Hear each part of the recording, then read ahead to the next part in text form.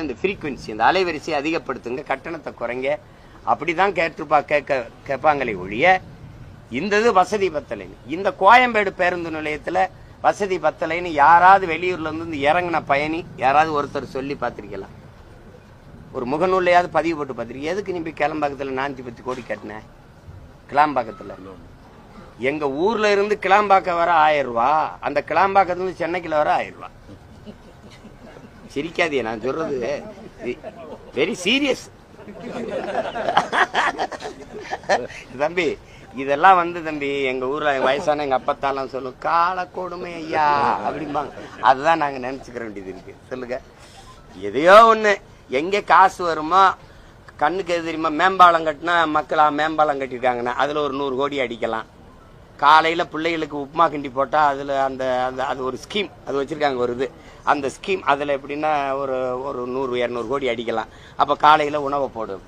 என்னடா உணவுனா உப்புமா, 7 நாள் 5 நாள் உப்புமா. அதெல்லாம் சரி.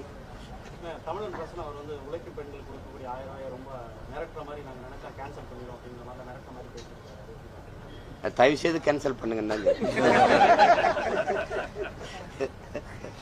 ஏதோ தம்பி பேசுறல, அந்த கட்சியில இருக்கிறாரு அவரு, எனக்கு ரொம்ப அன்புள்ள தம்பி, அவர் பேசுறாரு.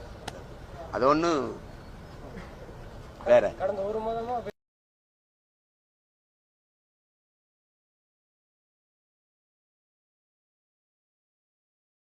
திமுக பேச்சாளர் உரிமை தொகையை நிறுத்திவிடுவோம் என மூதாட்டியை மிரட்டியது குறித்து நாம் தமிழர் கட்சி ஒருங்கிணைப்பாளர் சீமான் பதிலடி கொடுத்துள்ளார்.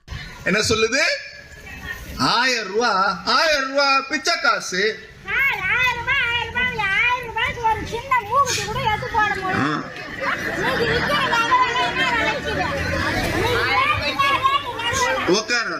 பாரு, ஆத்தாவுக்கு என்ன ஆசைன்னா 10 பவுன்ல 1000 ரூபாய்க்கு நகை கொடுத்தா தான் 1000 ரூபாய் மதிப்பேங்க. நான் ஒரு விஷயம் சொல்லட்டுமா?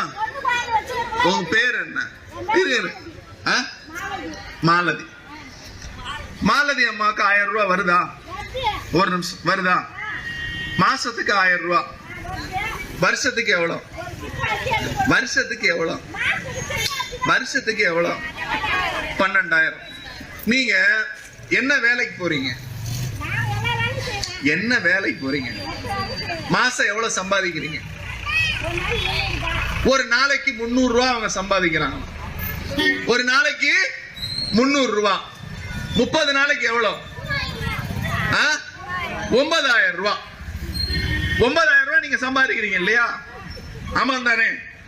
ஏன்னா 1000 ரூபாயில ஸ்லாப் இருக்கு, இவ்வளவுதான் வருமானம் இருக்கணும்னு. நீங்க தான் சொல்றீங்க 9,000 ரூபாய் சம்பாதிக்கிறேன். நாளைக்கு நிப்பாட்டினா என்னைய கேட்க கூடாது. ஒருத்தர் சொல்லுங்க, சென்னை வானூர்தி நிலையத்துக்கு வெளியில இந்த வானூர்தி நிலையத்தில் வசதி பத்தல, இதை விட வசதியான விண்ணூர்தி நிலையம் கட்டித்தாங்கன்னு ஒரு பயணி போராடினதா அல்லது செய்தி கொடுத்ததா? ஏன்னா அதிகப்படியா விண்ணூர்தியை கொடுத்து